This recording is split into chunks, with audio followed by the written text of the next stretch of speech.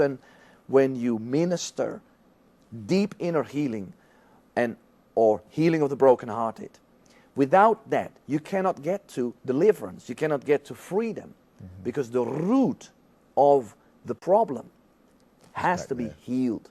If a person has been rejected all their life, a spirit, an evil spirit of rejection comes in, gets attached to that person's life, and wherever the person goes to, they will be rejected. For the spirit of rejection will cause everybody in their environment to reject them.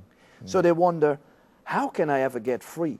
Well, until we heal the rejected part of their heart, of their soul, we can't break the curse and renounce that spirit for them to be free, or for that spirit to be cast out. So very often traumatized people that come, they manifest a little boy or a little girl, and all of a sudden, and psychology calls it multiple personality disorder, which a lot of people suffer with. If a person has been traumatized to such an extent that normal life would not be able to continue unless there was a supernatural intervention, well, the Holy Spirit will cause there to be a fragmentation of the soul. So part of the trauma gets locked inside part of the soul, and the rest of the person moves on. Because there are things that happen to people, you think, how in the name of God can they go on without going insane? Well, it's locked up inside of them, but the devil uses it against them.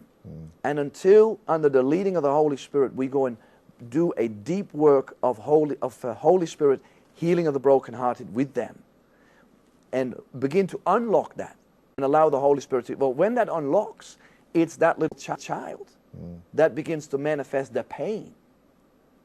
And that is beautiful, that's supernatural, and you see people from deep oppression blossom.